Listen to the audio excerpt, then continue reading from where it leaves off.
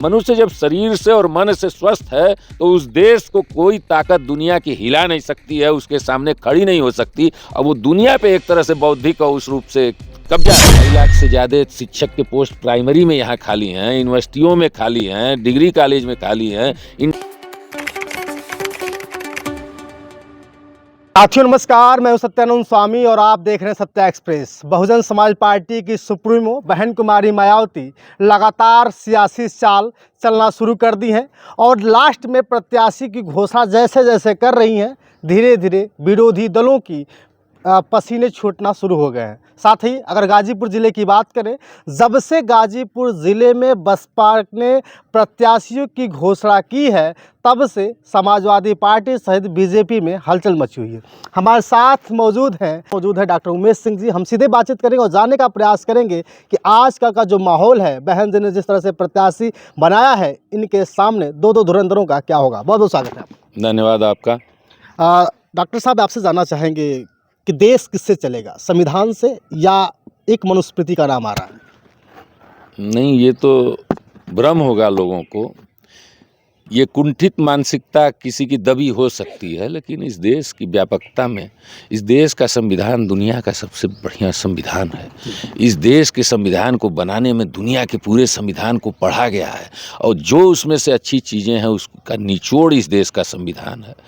उस पे अगर कोई प्रहार या कोई सोच या कोई दूसरी बात सोचता है तो वो उसकी कुत्सित मानसिकता हो सकती है। मुझे ये कभी लगता नहीं कि कोई भी इस देश के संविधान को बदल पाएगा या इसके जगह कोई दूसरा संविधान ला पाएगा। ये सर्वश्रेष्ठ है और इसमें बाबा साहब डॉक्टर भीम साहब अम्बेडकर ने बड़ी मेहनत की है, बहुतों ने मेहनत की है।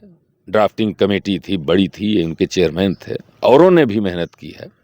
लेकिन वो पूरा संविधान पढ़ने के बाद, जैसे हम लोगों ने कईयों बार पढ़ा, तो ये महसूस होता है कि उस पूरे संविधान में अगर किसी व्यक्ति के विचार परिलक्षित होते हैं तो वो सिर्फ बाबा साहब अम्बेडकर के विचारों से ही परिलक्षित संविधान दिखता है। इसलिए वो कोई बताता नहीं है कि ये ड्राफ्टिंग कमेटी के चेयरमैन थे इसलिए, बल्कि वो पढ़ने से ही महसूस हो जाता है कि संविधान में विशेष योगदान जो है वो बाबा साहब का है। संविधान की बात अगर की जा रही है तो लोग कहते हैं कि संविधान धीरे धीरे बदल जाएगा। क्या ऐसा लगता है आपको, कभी संविधान भी बदला जा सकता है इस सरकार में?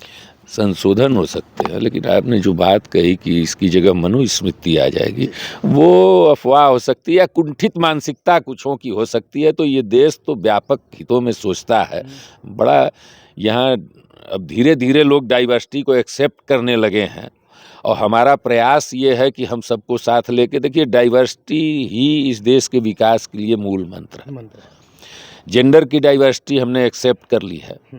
अब स्त्री पुरुष बराबरी में पढ़ रहे हैं, नौकरी पा रहे हैं। जिन पति पत्नी दोनों नौकरी करते हैं उसकी आर्थिक स्थिति कुछ और होती है, लेकिन अभी भी कास्ट, क्रीड, रिलीजन के नाम पे हम डाइवर्सिटी को एक्सेप्ट नहीं कर पा रहे हैं। लेकिन हमको प्रयास करना है और हम तो उन्हीं के बीच से हैं, तो हमारी ये पूरी कोशिश रहेगी कि इन सारे लोगों को लोग एक्सेप्ट करें और सब लोगों को समान अवसर मिले, शिक्षा का, रोजगार का, और वो आगे बढ़ें। आप बीएचयू से पढ़ाई लिखाई किए हैं, लखनऊ से भी पढ़ाई लिखाई किए हैं, सुप्रीम कोर्ट में आप जो है कि वकील रहे हैं। युवाओं की बात अगर जब आती है, बेरोजगारी की बात आती है, तो क्या देखते हैं बेरोजगारी की स्थिति यहाँ उत्तर प्रदेश में? देखिए, ये सरकार की पॉलिसी है कि यहाँ बेरोजगारी बढ़ रही है। उत्तर प्रदेश में या राष्ट्रीय स्तर पे ढेरों सरकारी वैकेंसियाँ खाली हैं। अभी सटे राज्य में जिस तरह से कुछ दिन उथल पुथल के दौर में ही नौकरियां बटी, जिस तरह से लोगों को रोजगार देने का प्रयास सरकार ने किया, वो सराहनीय है। पूरा पूर्वी उत्तर प्रदेश जाके बिहार में अध्यापक बन गया, प्राइमरी से लेकर के और यूनिवर्सिटी और डिग्री कॉलेजों तक पूरे आयोग। अब सोचिए, बिहार जहां दिहाड़ी मजदूर के लिए जाना जाता था, वो बिहार एक छोटे से प्रयास से और इच्छा शक्ति से एक बड़े नौकरी देने का सेंटर बन गया। उत्तर प्रदेश का दुर्भाग्य देखिए कि यहाँ के लोग वहाँ जाके नौकरी कर रहे हैं। अध्यापक जैसी नौकरी, और उन्हें अपने राज्य में नौकरी के लाले पड़े हैं। 2.5 लाख से ज़्यादा शिक्षक के पोस्ट प्राइमरी में यहाँ खाली हैं, यूनिवर्सिटियों में खाली हैं, डिग्री कॉलेज में खाली हैं, इंटर कॉलेज में खाली हैं। सरकार संस्थान जितने भी सरकारी इंटर कॉलेज हैं जो मान्यता प्राप्त हैं, उनके विकास के लिए, उनकी मरम्मत के लिए, उनकी बिल्डिंगें गिर रही हैं, फंड बंद कर दिया है, उन्हें अपने रिसोर्स डेवलप करने की बात कही है। तो ये जो शिक्षा का बाजारीकरण चल रहा है कि यूनिवर्सिटियाँ और कॉलेज अपने रिसोर्स खुद डेवलप करें, तो डेवलप कैसे करेंगे? फीसें बढ़ाएंगे। हम लोग जब BHU में पढ़ते थे तो 10 रुपये फीस में ही पूरे यूनिवर्सिटी की फीस थी, चाहे लड़का IT में पढ़ रहा हो चाहे मेडिकल में पढ़ रहा हो। 10 रुपये की फीस में मेडिकल की डिग्री मिलती थी। 10 रुपये हॉस्टल की और 10 रुपये फीस, मेडिकल, IT, साइंस। अब ये आपकी योग्यता थी कि आप उसमें किस स्तर तक आप आर्ट्स पढ़ने लायक हैं कि कॉमर्स पढ़ने लायक हैं, साइंस पढ़ने लायक हैं कि मेडिकल। फीस के कारण आपका प्रवेश नहीं रुक सकता था। प्रतिभा आप में क्या है, आप कहाँ जाएंगे, ये आपकी क्षमता पे था। बहन जी ने आप पे भरोसा जताया है। इससे पहले अफजाल अंसारी पे भरोसा जताया था, अब वो समाजवादी पार्टी के साथ चुनाव लड़ रहे हैं। अफजाल अंसारी यहाँ पे 2-2 बार सांसद रहे हैं और कई बार लड़ाई भी लड़ी है। और आपको बता दूं कि जिस तरह से बताया जा रहा है कि बसपा यहाँ पे अब 0 हो जाएगी और आप उन्हीं से बसपा से टिकट लेकर के आप मैदान में हैं। अफजाल अंसारी एक मजबूत लड़ाकू है, कई बार चुनाव लड़े, सांसद, उनके घर में हमेशा विधायकी रही है। ऐसा नहीं लगता कि हम अफजाल अंसारी से चुनाव लड़ रहे हैं कि ऐसा तो नहीं कि डाउन हो जाए? नहीं, आप जब घूमेंगे तो आपको महसूस होगा कि वो तब लड़ते थे चुनाव जब उनके मुकाबले में कोई नहीं रहता था। अब मुकाबला हो रहा है। अब जब से बहुजन समाज पार्टी ने अपना प्रत्याशी घोषित किया, उसेर, बाघ, बकरी, मेमना खोज रहे थे। आप देख लीजिए अब उनके बयान आ रहे हैं क्या, वो खुद ही बंद हो गए। समझ गए कि अब हम कहाँ पहुँचेंगे। 2009 की स्थिति उन्होंने ही बताया है कि रिपीट होने जा रही है। अच्छा। छात्रों, नौजवानों की जो रहनुमाई का काम किया है, जो हर जाति, वर्ग, संप्रदाय के लोग मेरे साथ खड़े हैं। दूसरे लेवल पे देखता है कौन सामाजिक सरोकारों में बड़ा नाम है, परिचय नहीं है तो दूसरा क्राइटेरिया क्या है, सामाजिक सरोकारों के लिए कौन संघर्ष करता है, कौन पढ़ा लिखा है, पर्सनालिटी देखता है। उस पे भी नहीं अगर कोई आता है तो वो तीसरे नंबर पे देखता है कि हमारे गांव घर क्षेत्र का 10-20 किलोमीटर के लोग तो ये समझते हैं कि तो लड़का हमारे घर का है, तो क्षेत्रीय लाभ भी मिल सकता है, व्यक्तित्व का लाभ भी मिल सकता है। और चौथे नंबर पे लोग देखते हैं कि भाई इन तीनों में परिचय नहीं है, कोई वैसा प्रत्याशी नहीं है, हमारे क्षेत्र का नहीं है, तब लोग जाते हैं कि जात पे, कि हमारी जात का हो। और 5वें नंबर पे जो मिनिमम अब लोगों की सोच रह गई, जिस तरह से राष्ट्रीय दलों ने बड़े स्तर पे लोगों को छला है, सभी दल मिलजुल के चुनाव लड़ लेते हैं, मिलजुल के सरकार बना लेते हैं, संसद में जो अंदर बैठे हैं वो सब सरकार हैं और सड़क पे जो जनता है वो विपक्ष है। हम मनोज सिन्हा जी यहाँ पे सांसद रहे और उन्हीं के करीबी पारसनाथ राय जी कह रहे हैं कि मैं चाणक्य नीति पे काम करता हूँ और मैं कभी हार नहीं आज तक माना है, और वो भी साइलेंस कर रहे हैं। देखिए, चाणक्य एक महान व्यक्तित्व थे। चाणक्य ने इस देश को बहुत कुछ दिया है। चाणक्य ने इस देश को राजनीति करने का सलीका सिखाया है, इस देश की अर्थव्यवस्था को बनाया है। चाणक्य नाश नहीं करना चाहते थे।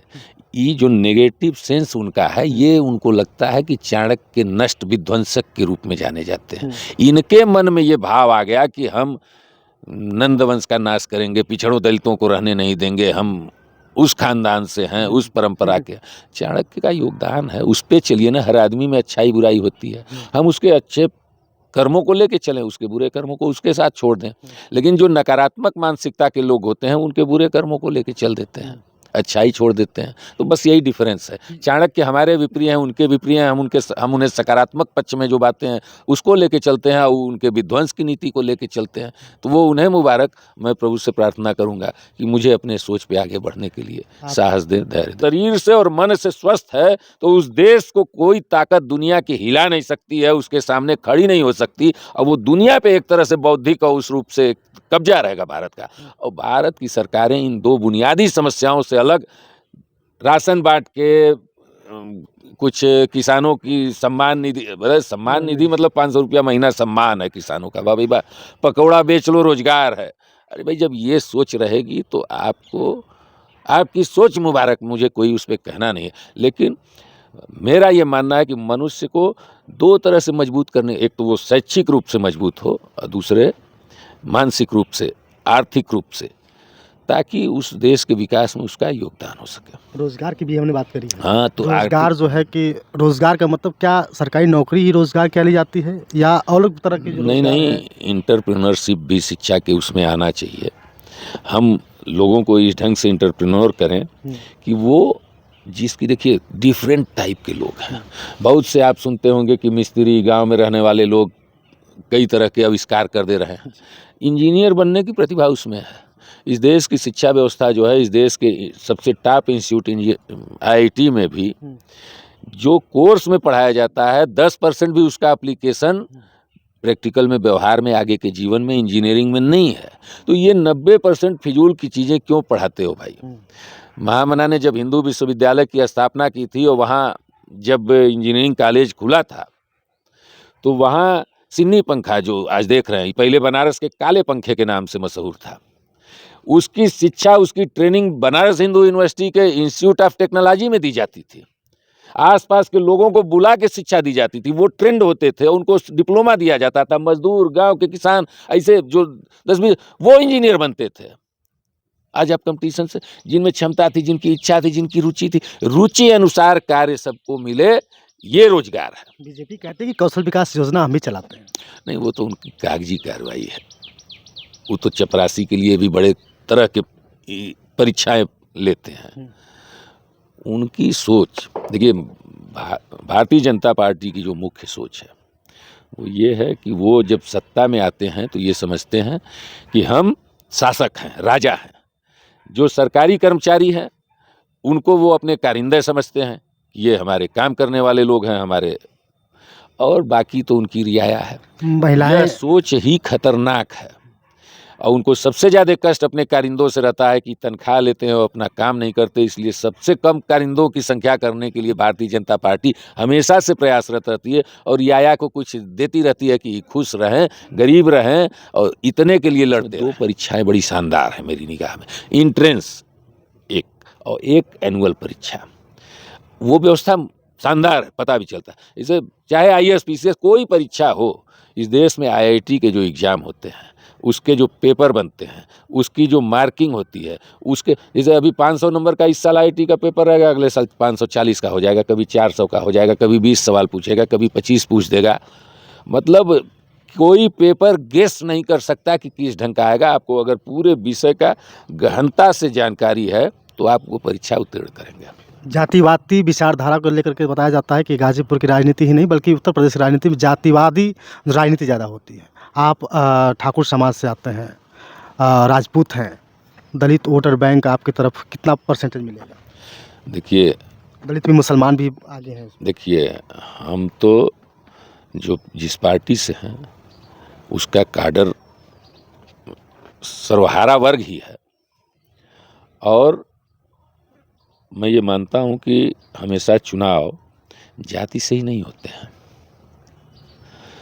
बहुत से, अभी हमने बताया कि बहुत सी कारक होते हैं कि प्रत्याशी का परिचय होना चाहिए, उसका सामाजिक सरोकार देखना चाहिए, फिर क्षेत्रीयता भी लोग देखते हैं, चौथे नंबर पे जाति देखते हैं, और मिनिमम जो वो है वो 5वें नंबर पे पार्टी देखते हैं। तो अगर इस ढंग से, मैं मानता ना हूँ कि चुनाव जातिगत आधार पे होते हैं, फिर भी अगर इस ढंग से भी देखेंगे तो मैं अकेला इस क्षेत्र का हूँ। मेरा क्षेत्र बड़ा है, मेरी जाति भी इस जिले में बड़ी है, मेरा सामाजिक सरोकार भी उन दोनों प्रत्याशियों से बड़ा है। तो आप देखेंगे भी उच्च है। हाँ, तो अब आप देखेंगे कि बाकी दोनों प्रत्याशी कहीं टिकते नहीं हैं, तो आप कहाँ उनको लड़ाई में ला रहे हैं? जनता लड़ रही है एक तरफ, वो दोनों प्रत्याशी खड़े हैं एक तरफ, जनता तो मेरे साथ है। चलिए।